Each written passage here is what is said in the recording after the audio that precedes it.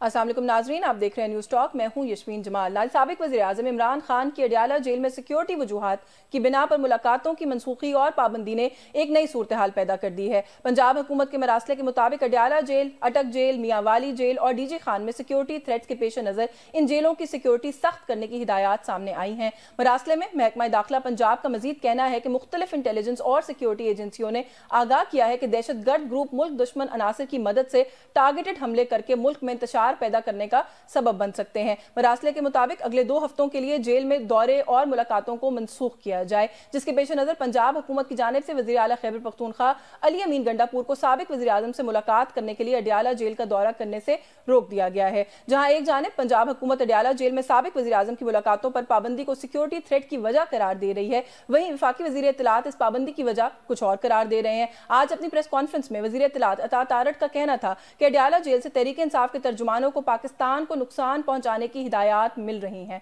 साबिक वज़ीर आज़म से मुलाकातों पर पाबंदी के हवाले से गुफ्तगू करते हुए अता तारड़ का कहना था कि जेल मैनुअल के मुताबिक कैदी को 1 हफ्ते में 1 मुलाकात की इजाजत है, लेकिन पीटीआई के रहनुमा कई 100 मुलाकातें कर चुके हैं। माजी में जब नवाज शरीफ साहब जेल में थे और उन पर इस तरह की पाबंदी आयद की गई थी तो मुस्लिम लीग नून के रहनुमा नवाज शरीफ को जेल में से अदालत में ना लाने पर खुली तनकीद किया करते थे।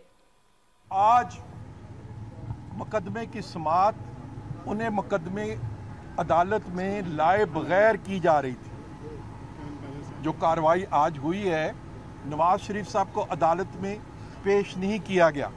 मेरा सवाल है कि कुछ दिन पहले तक तो असूल ये था कि नवाज शरीफ, मरियम नवाज और सफदर तीनों ज़रूर अदालत में हाजिर हों ताकि मुकदमे की कार्रवाई को जारी रखा जाए, और आज असूल ये है कि नवाज शरीफ को, मरियम को, सफदर को अदालत में नहीं लाना ताकि अदालत की कार्रवाई को जारी रखा जाए।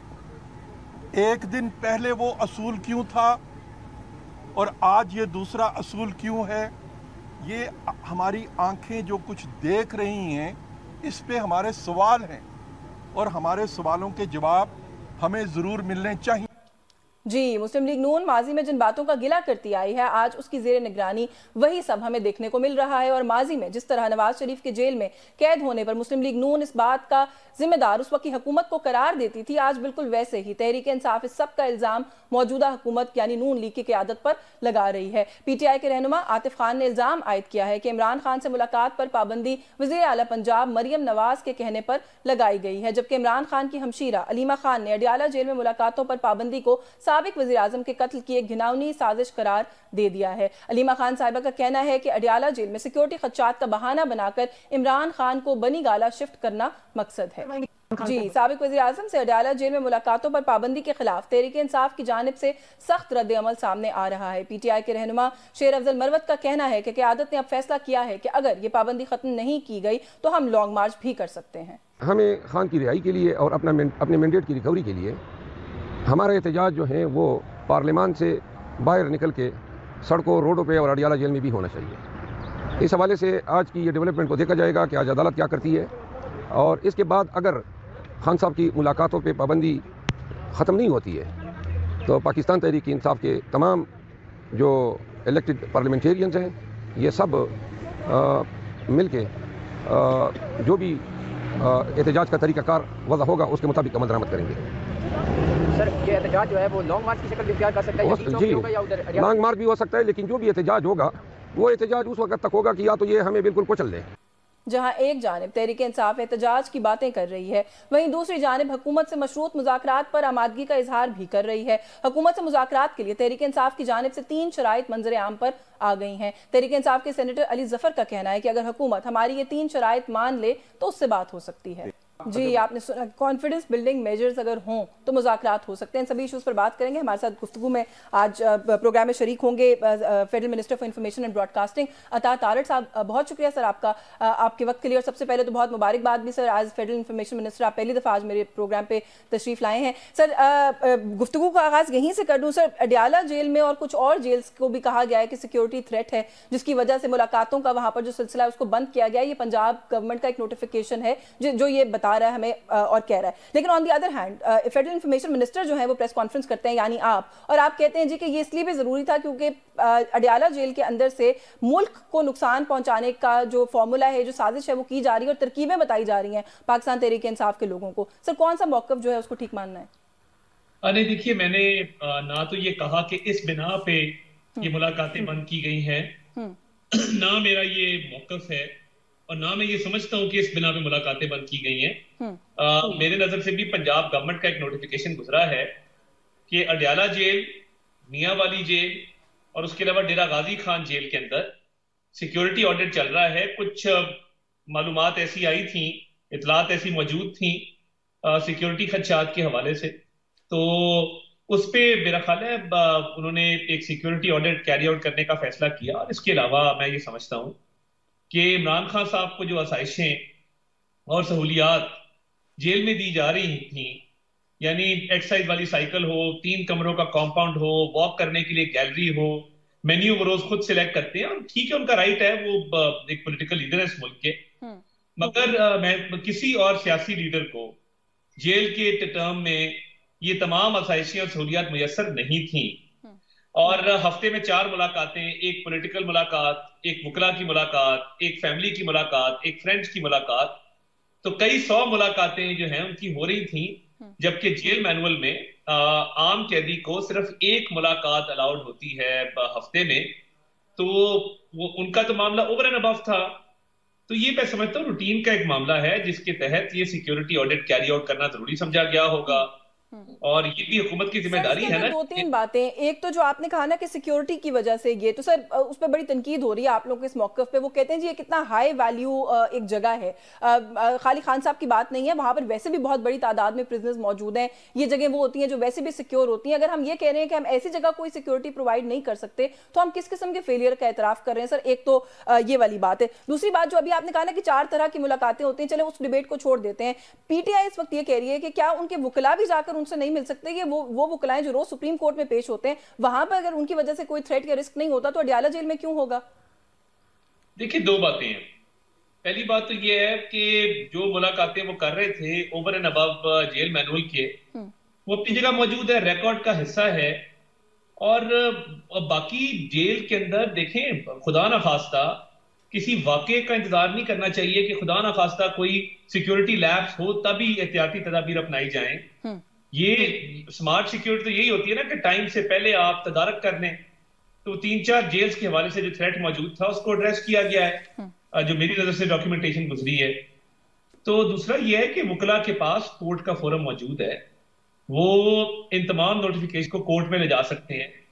कोर्ट हमेशा सिंपैथेटिकली व्यू करता है इस तरह की मुलाकातों को, स्पेशली जो कैदियों की मुलाकातें होती हैं।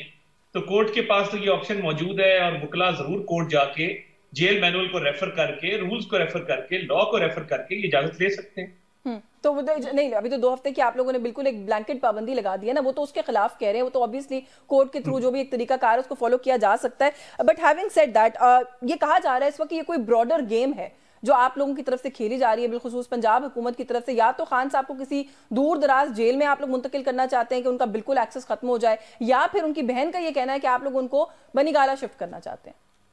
देखिए, मैं ऐसी ना मेरे पास इतलात है ना मालूमात हैं, और ये मुझे पॉलिटिकल कंजेक्चर लगता है। तो ना मेरे इल्म में ऐसी कोई बात आई है कि कोई ऐसा शिफ्टिंग का खुदा न खास्ता प्लान हो। जो लेटर पंजाब गवर्नमेंट का आया है, हमने तो फेस वैल्यू पे उसको लिया, वो सिक्योरिटी ऑडिट के हवाले से उन्होंने जरूरी समझा होगा, ठीक है, तो उन्होंने ये पाबंदी आयद की है। तो ये 2 हफ्ते की पाबंदी है, मेरा ख्याल है इसका पता भी नहीं लगेगा, पलक झपकते ये 2 हफ्ते गुजर जाएंगे। तो पाकिस्तान तहरीक इंसाफ इतनी बेकरार ना हो इस बात को लेके। वो उनका गिला ये है कि सेनेट इलेक्शन आना है और वो अपने लीडर से कंसल्ट करना चाहते हैं। लेकिन चले एक सवाल पूछ के मैं इस इशू से आगे मूव ऑन कर जाऊंगी कि सर, जो कुछ माजी में आप लोगों के साथ होता रहा, आज वो किसी और के साथ हो रहा है। माजी में आप उसको गलत कहते थे, आज आप उसको जस्टिफाई करते हैं। मुलाकातों की भी अभी जो आप बात करें, ये सारी मुलाकातें इस्लामाबाद हाई कोर्ट की इजाजत से होती रही है, या तो कोर्ट में जाके इस चीज को चैलेंज करना चाहिए। क्यों सियासी जमातें जो उनके साथ माजी में विक्टिमाइजेशन जब हुई होती है, वो क्यों मुस्तकबिल में जाके अपने मुखालिफ के हक में भी नहीं खड़ी होती ताकि ये साइकिल जो है वो खत्म हो? सर देखिए, हमारे किसी वजीर आजम ने ये मुंह पे हाथ फेर के नहीं कहा कि हम जेलों में बंद कर देंगे। फलां ने कहा मुझे बंद कर दो तो मैंने कर दिया, मैं खाना बंद कर दूंगा, मैं दवाइयां बंद कर दूंगा, मैं एसी उतार लूंगा। हमने तो देखें ये जो सजाएं हुई हैं कोर्ट ऑर्डर्स के थ्रू हुई हैं, एक लीगल प्रोसेस के थ्रू हुई हैं, और हमने तो किसी को इसमें ना तो कहीं पे अगर किसी हमारे पर्सन ऑफ रिस्पॉन्सिबिलिटी ने, हमारे किसी वजीर ने, हमारे किसी भी वजीर आजम ने ये बात की होती तो फिर तो चले कंपैरिजन बनता। खान साहब अपने दौर में क्या करते थे और किस तरह पॉलिटिकल लीडर्स को जेलों में बंद करके तस्कीन हासिल करते थे, वो रिकॉर्ड का हिस्सा है। वो करते रहे, वो कहते रहे, उसको ओन करते रहे और उस पर फख्र करते रहे कि मैंने बंद कर दिया। शाहिद खाकान ने कहा था मुझे बंद कर दो, तो मैंने कर दिया। राना सनाउल्लाह को मैं मूंछों से पकड़ के जेल में बंद करूंगा। इस तरह के जो मामला थे वो कहते रहे, बिल्कुल कहते रहे खान साहब, इसमें तो खैर कोई दो राय नहीं है ना, ये तो वो कहते रहे बातें सारी। साहब की तरफ से वजीर आजम पाकिस्तान है, जब ऑपोजिशन में थे दीवार के साथ लगाया जा रहा था तो हम लोग मिसाके मईशत की बात कर रहे थे। आज वजीर आजम बने हैं तो मिसाके मईशत के साथ मिसाके मफामत की बात की है। तो मुझे तो नहीं लगता कि इसमें पीएमएलएन ने कभी पॉलिटिकल विक्टिमाइजेशन का कार्ड प्ले किया। लेकिन सर अभी आप कह रहे हैं ना जो उनको सजाएं हुई हैं वो अदालतों से हुई हैं। देखिए आपके मुखालफिन का आपके बारे में ये कहना है कि जो मियां साहब को सजाएं हुई थी अदालतों से हुई थी। अब जाहिर है उसके ऊपर आपका एक मौकफ है कि वो सियासी उस वक्त आप लोगों के साथ इंतकाम लिया गया, बहुत सारी चीज़ों पर हम भी उस वक्त आवाज़ उठाते रहे कि ये तरीका कार ठीक नहीं है। मैं यही सर सवाल करना चाह रही हूँ, आप लोग दिल बड़ा करके अपने मुखालिफ के हक में आवाज़ उठा दें। आपको भी पता है कि इस मुल्क में बहुत सारी चीज़ें कैसे चलती हैं, आप लोगों ने तो फेस किया है फर्स्ट हैंड। देखिए बात ये है, बेटे से तनख्वाह ना लेने पे निकाला गया, पूरा एक होक्स क्रिएट किया गया। अब तो चले एक तोशा खाना का केस मौजूद है, वो नेकलेस का, जिसके अंदर आपको पता है कि सजा हो चुकी है। साइफर का case open and shut case, हम डे 1 से कह रहे थे पाकिस्तान के बैनुल अक़वामी ताल्लुकात को नुकसान पहुंचाया गया, पाकिस्तान के दुश्मनों को फायदा दिया गया, सिर्फ एक सियासी बयानिए के खातिर रियासत को दाव पे लगा के अपनी सियासत चमकाई गई। अब ये कोर्ट के ऑर्डर है, उसका एक प्रोसीजर है, अपील फाइल करें, कोर्ट में जाएं और वहां से जो लीगल प्रोसेस कहता है उसको फॉलो करें। ठीक है। हमने तो देखें, अगर तो हमने ये सजाएं दी हैं तो फिर तो चलें आप ये सवाल करें, मगर ये कोर्ट्स के थ्रू हुआ है तो कोर्ट्स इसका फोरम है, इनको कोर्ट्स के पास जाना चाहिए। ठीक है सर, हमें एक ब्रेक लेने का कहा जा रहा है, ब्रेक से वापस आके मजीद इस इशू पर बात करते हैं, हमारे साथ रहिए।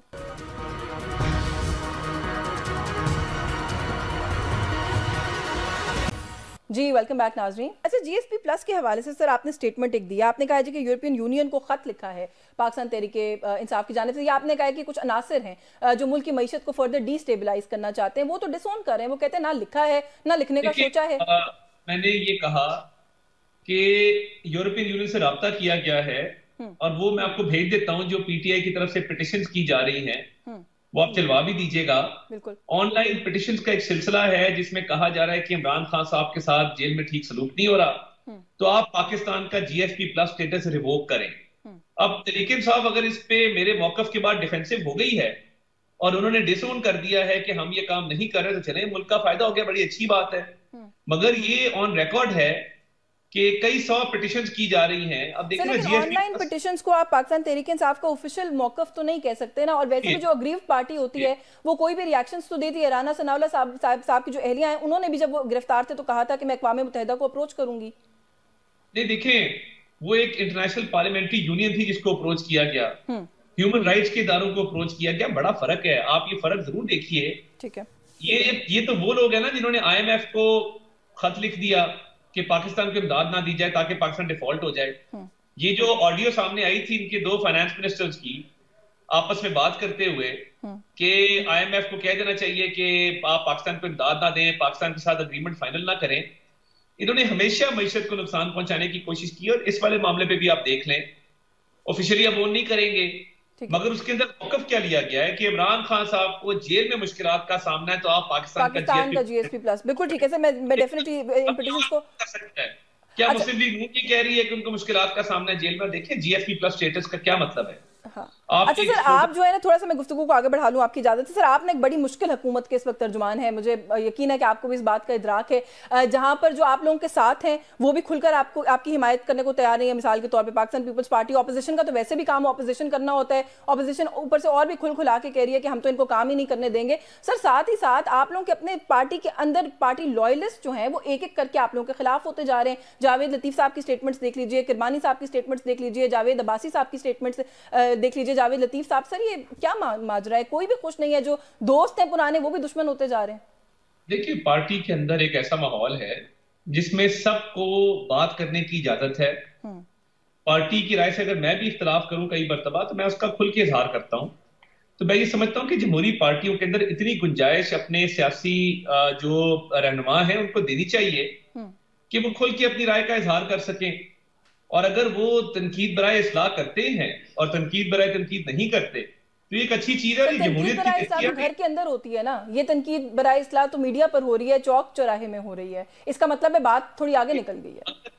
अगर किसी की एक राय है और वो पार्टी के अंदर और पार्टी के बाहर उसका इजहार कर रहा है तो मेरा तो ख्याल है कि ये एक हेल्दी चीज है और ये तमाम पॉलिटिकल पार्टीज में इस चीज को इनकरेज करना चाहिए कि जो जिसका एक व्यू पॉइंट है, एक राय है, उसका इजहार करने की आजादी जो है वो मेरा ख्याल है हर पॉलिटिशियन को हासिल होनी चाहिए। ठीक है। तो शहबाज शरीफ साहब की जो अभी कैबिनेट है जिसका आप भी हिस्सा हैं, ये किसकी नुमाइंदा काबीना है, अगर मैं ये सवाल आपसे करूं, क्योंकि आप लोगों को काबीना के अंदर जो पाकिस्तान मुस्लिम लीग नवाज का अपना कारकुन या वर्कर है, अता तारड़, ख्वाजा आसिफ, मुसद्दिक मलिक, 2-3 नाम शायद मैं और ले लूं, इसके अलावा सर कोई नहीं मिला। इंटीरियर का इतना इंपॉर्टेंट शोबा मोहसिन नकवी साहब को देना, क्या इसकी कोई वो भी है, कोई ऑप्टिक्स की वैल्यू भी है? आप कोई मैसेज देना चाहते हैं अपने सियासी मुखालफिन को? 19 रुकनी जो काबीना है, 19 रुकनी, इसके अंदर 17 पॉलिटिकल लोग हैं, 17 और 2 टेक्नोक्रेट्स हैं। तो ये तो बड़ी क्लियर पीएमएलएन की काबीना है कि जिसमें से देखे ना 19 में से 17 लोग जो हैं वो पीएमएलएन के हैं, हार्डकोर लॉयलिस्ट हैं, ब्रांडेड लोग हैं पीएमएलएन के। हाँ, औरंगजेब साहब एक टेक्नोक्रेट हैं और उनकी सिलेक्शन को ब्लूमबर्ग ने वेलकम किया है, हम सब उनको वेलकम करते हैं और मईशत के लिए एक मुस्बत कदम है। लेकिन वो इसहाक डार तो नहीं है ना सर? इसहाक डार साहब फॉरेन मिनिस्टर हैं, इसहाक डार साहब भी मौजूद है पार्टी वो काबीना के अंदर है, ना होते तो आपकी बिल्कुल बजाओ नहीं। वो खजाना को तो नहीं देख रहे ना, हमने तो हमेशा यही देखा कि नून लीग की हुकूमत है तो वफाकी वजीर खजाना इसहाक डार ही हैं आइडियली। चॉइस है और इसमें मैं समझता हूं कि डार साहब की अपनी मुशावरत भी शामिल थी। मैं नहीं समझता कि इसमें कोई खुदा न खास्ता कोई उनको इग्नोर किया गया है। वो वजारत खजाना, वजारत दाखिला एक बड़ी, वजारत खारजा सॉरी एक बड़ी वजारत है फॉरेन अफेयर्स की, और उसमें आहत चीमा साहब भी पार्टी लॉयलिस्ट है, मोहसिन नकवी साहब भी पार्टी लॉयलिस्ट हैं। चीमा साहब का जहां तक सवाल है वो पार्टी में उनकी इंक्लूजन हो चुकी है ऑफिशियली, वो मुस्लिम लीग को ज्वाइन कर चुके हैं। इलेक्शन में उन्होंने बड़ा असिस्ट किया, जब उन्होंने रिजाइन किया एज एडवाइजर तो वो तो पीएमएलएन का पार्ट है। इलेक्शन में उन्होंने असिस्ट किया, ये आपको पता है ना कि ये इल्जाम के तौर पे आप लोगों पर इल्जाम लगाया जाता है कि वो आपको रिप्रेजेंट कर रहे थे केयरटेकर गवर्नमेंट के अंदर। नहीं, मैं रेजिग्नेशन के बाद की बात कर रहा हूं, रिजाइन कर गए थे ना एडवाइजरशिप से। हाँ। उसके बाद वो आजाद शहरी थे, जो मर्जी करते, तो मैं रिजाइन के बाद उन्होंने हमें बड़ा असिस्ट किया, मैं यही बात मेंशन कर रहा था।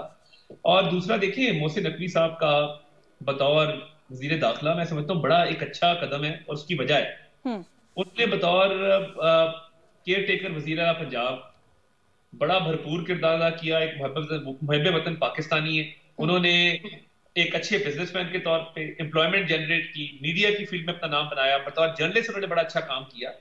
तो मैं समझता हूँ कि अगर ऐसा पाकिस्तान तहरीक इंसाफ कहती है हमारे लोगों को पकड़ा, मारा, गायब किया, हमें पॉलिटिकल विक्टिमाइजेशन का निशाना बनाया, हमें कैंपेन नहीं करने दी, इसलिए रिवॉर्ड किया है उनको आप लोगों ने।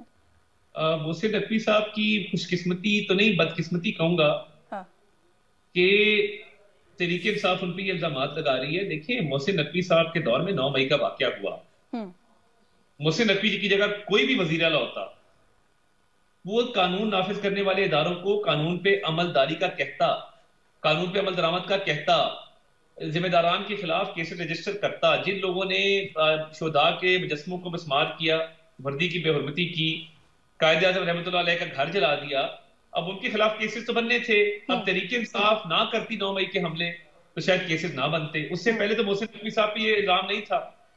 और आप अगर इलेक्शन को भी देखें, इलेक्शन के दौरान भी मैं इलेक्शन लड़ा है, मेरे मुखालिफ उम्मीदवार को आप पूछ लें, किसी पोलिंग स्टेशन पे जाने से रोका गया हो, पोलिंग एजेंट बिठाने से रोका गया हो, पोलिंग कैंप लगाने से रोका गया हो, तमाम पीटीआई के उम्मीदवार फील्ड में मौजूद थे और वो बड़ी आजादी के साथ अपनी कैंपेन कर रहे थे, किसी को रोक टोक मैंने तो नहीं देखी। तो पाकिस्तान तहरीक इंसाफ के लोगों को तो खैर कैंपेन नहीं करने दी गई, ये तो मेरे ख्याल है मान जाएं आप भी। खैर, लेकिन मेरे पास वक्त बिल्कुल खत्म है, मुझे ब्रीफली आपकी सिर्फ क्लैरिटी लेना चाह रही हूँ। आहत चीमा साहब का जो आपने कहा सर, उन्होंने कब पार्टी ज्वाइन की आपकी? उन्होंने बिल्कुल ये केयर टेकर गवर्नमेंट जब उन्होंने रिजाइन किया तो उसके बाद वो बाकायदा पार्टी में शामिल हुए और वो पार्टी का हिस्सा है। बिल्कुल ठीक है, बहुत शुक्रिया आपका अता तारिड़ साहब। आपके वक्त के लिए सर वफाकी वज़ीर इत्तलात और नशरियात अता तारिड़ साहब हमारे साथ प्रोग्राम में मौजूद थे। एक ब्रेक का वक्त हो रहा है, ब्रेक से वापस आएंगे तो कुछ पाकिस्तान तहरीक इंसाफ से जुड़े मामला हैं उन पर बात करेंगे। हमारे साथ रहे।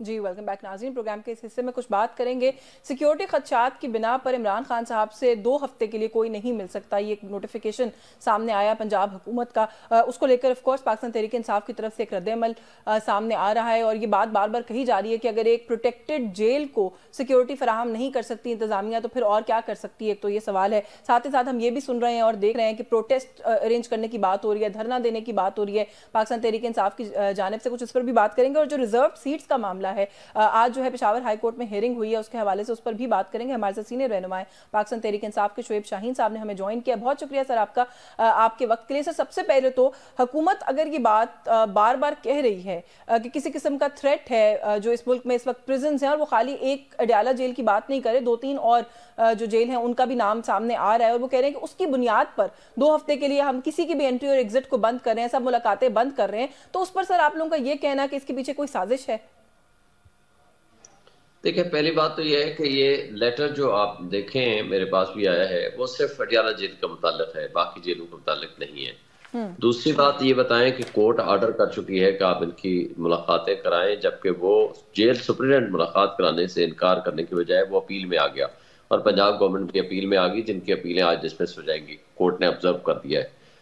तीसरी बात यह है कि मुझे ये बताएं कि हम वकील जो सुप्रीम कोर्ट में तो पेश हो सकते हैं, हाई कोर्ट में पेश हो सकते हैं, लेकिन अडयाला जेल नहीं सकते। हम क्या दहशत करते हैं? क्या पार्लियामेंटेरियंस जो वो हमारे दोस्त मिलना चाहते हैं, जो एक अपोजिशन लीडर है या प्राइम मिनिस्टर का कैंडिडेट था, क्या वो दहशत करते हैं? क्या उनसे हम पिछले 6 महीने 8 महीने हो गए हैं जब से वो जेल में है, हम रेगुलर बेसिस पे जाते हैं और सहाफी भी वहाँ, उनका भी पूरा एक सेटअप वहाँ मौजूद होता है, तो सहाफियों को भी 2 किलोमीटर दूर भेज दिया गया। चले सहाफियों की आप ऑब्जर्वेशन कर लें, कोई लिस्ट बना लें, कोई तरीकाकार होता है, वो फिर मेन रोड है जहाँ से वो उसके बाहर खड़े होते हैं सहाफी, उनको कहता है कि 2 किलोमीटर दूर से जाओ। क्या मेन रोड आप बंद कर देंगे जहाँ से लोग गुजरते हैं? मेन रोड तो खुली हुई है, वैसे कि वैसे लोग आ जा रहे हैं। फिर अगर आपको सिक्योरिटी का पता चल गया है तो आप सिक्योरिटी को टाइट करें, सिक्योरिटी को मजबूत करें, हम कब कहते हैं। लेकिन क्या एक वकील से आपको ये दहशतगर्दी का आपको खतरा नजर आ रहा है कि हम जाकर दहशतगर्दी कर लेंगे? सही। अच्छा, लेकिन ये जब से ये बात हुई है कि वहाँ पे मुलाकात का सिलसिला जो है उसको रोका जा रहा है या बंद किया जा रहा है, तो बड़े मिक्स तरह के रिएक्शंस आ रहे हैं।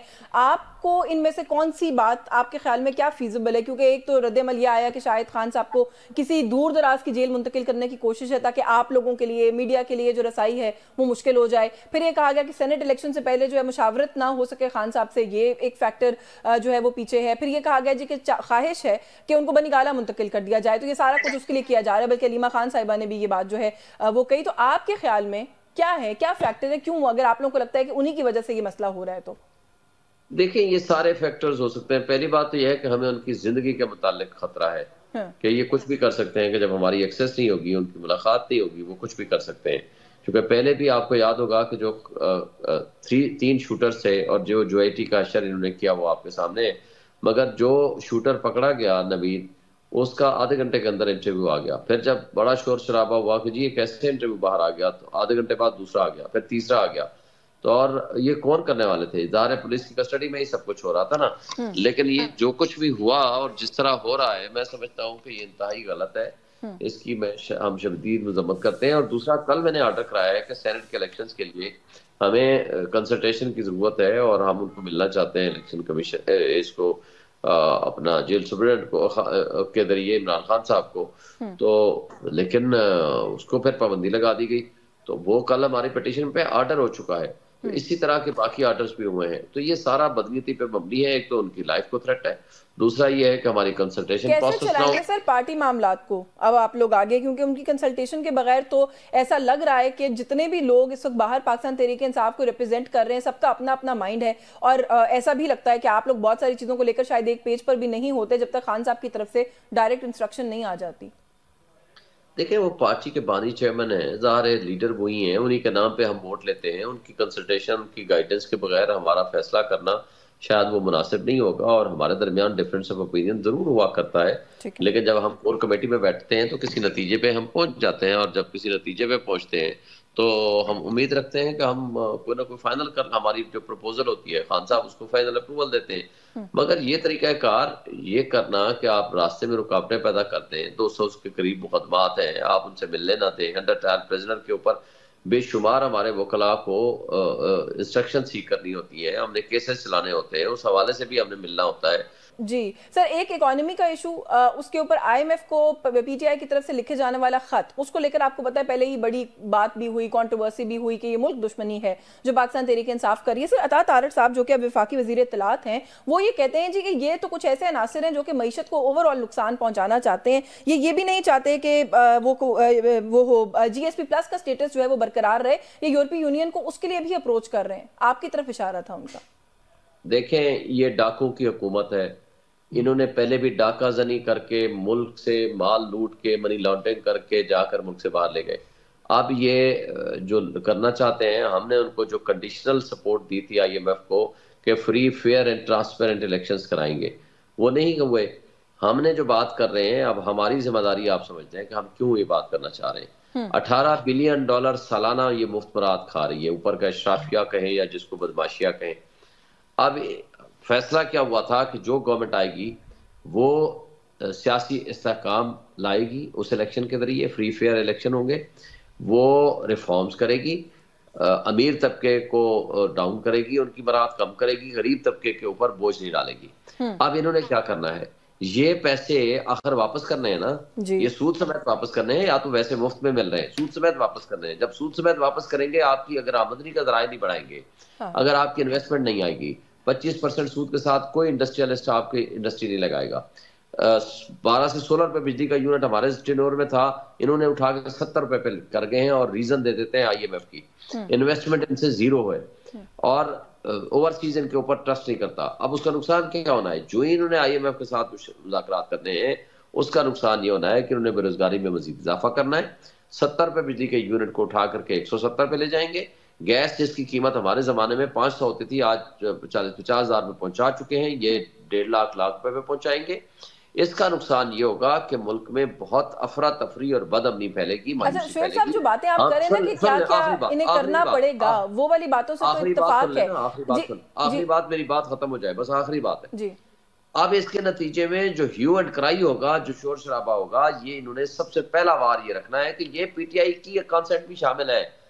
हम ये कहना चाहते हैं कि हमारी कंसेंट कंडीशनल थी आईएमएफ के साथ, वो कंडीशनल ये थी कि हम आकर के रिफॉर्म्स करेंगे पब्लिक सपोर्ट के साथ, हम आकर के इन्वेस्टमेंट को बढ़ाएंगे, हम आके बेरोजगारी को कम करेंगे और लोगों के ऊपर, गरीब आदमी के ऊपर बोझ कम करेंगे। मगर इन्होंने जो कुछ करना है, हम इनके इन चीजों के साथ नहीं है। ये है असल हमारा मकसद जो हमने आईएमएफ को लिखा। अब बिल्कुल ठीक है सर, लेकिन इस वक्त आपको भी पता है, आप ज्यादा अच्छा समझते हैं मईशत, हम इस वक्त फायर फाइटिंग मोड में हैं। ये सारा कुछ जिस तरीके से आप करें, शायद कह रहे हैं उस तरह ना हो सके, वक्त मेरे पास महदूद है। सर इस पे एक चीज पे जरूर कमेंट कर दीजिएगा। अली अमीन गंडापुर साहब ने प्राइम मिनिस्टर साहब को रिसीव करने से इनकार किया, उनका ओथ अटेंड करने से इनकार किया, प्रेसिडेंट का ओथ अटेंड करने से इनकार किया। आज सर उनसे मिलने के लिए पहुंच गए। हम इसीलिए आप सब पीटीआई के दोस्तों को कहते हैं सर कि थोड़ा सा हाथ हल्का रखा करें जब आप लोग तनकीद कर रहे होते हैं।